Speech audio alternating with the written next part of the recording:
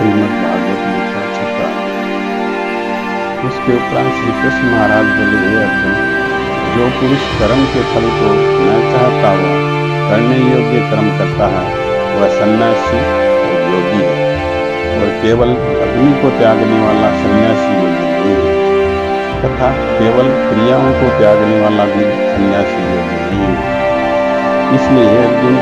जिसको सन्यास ऐसा कहते हैं उसी को तू योग जान, क्योंकि संकल्पों का न त्यागने वाला कोई भी पुरुष योगी नहीं होता। समत्व बुद्धि रूप योग में आरूढ़ होने की इच्छा वाले मननशील पुरुष के लिए योग की प्राप्ति में निष्काम भाव से कर्म करना ही हेतु कहा, और योगारूढ़ हो जाने पर उस योगारूढ़ पुरुष के लिए सर्व संकल्पों का अभाव ही कल्याण में हेतु कहा।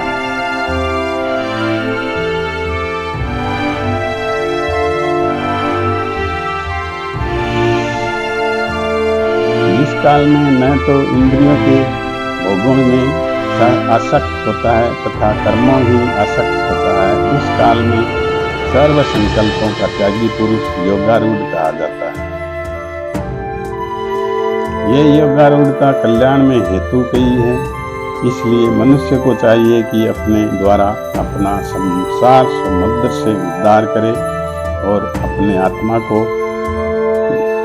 उद्योग गति में न पहुंचावे,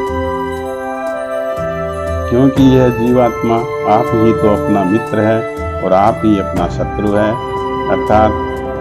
और कोई दूसरा शत्रु या मित्र नहीं है। उस जीवात्मा का तो वह आप ही मित्र है जिस जीवात्मा द्वारा मन और इंद्रियों से शरीर जीतता है वह, और जिसके द्वारा मन और इंद्रियों से शरीर नहीं जीता गया है उसका वह आप ही शत्रु के सदृश शत्रुता तो नहीं रखता है। यह अर्जुन, सर्दी गर्मी और सुख दुखादिकों में तथा मान और अपमान में जिसके अंतःकरण की वृत्तियां अच्छी प्रकार शांत है अर्थात विकार रहित है, ऐसे स्वाधीन आत्मा वाले पुरुष के ज्ञान में सच्चिदानंद घन परमात्मा सम्यक प्रकार से स्थित है, अर्थात इसके ज्ञान में परमात्मा के सिवा अन्य कुछ है ही नहीं। ज्ञान विज्ञान से तृप्त है, अंतःकरण जिसका तथा विकार रहित है, स्थिति जिसकी और अच्छी प्रकार जीती हुई है, इंद्रियां जिसकी तथा सम्मान है, मिट्टी पत्थर और स्वर्ण जिसके, वह योगी युक्त अर्थात भगवत की प्राप्ति वाला ऐसे कहा जाता है। जो पुरुष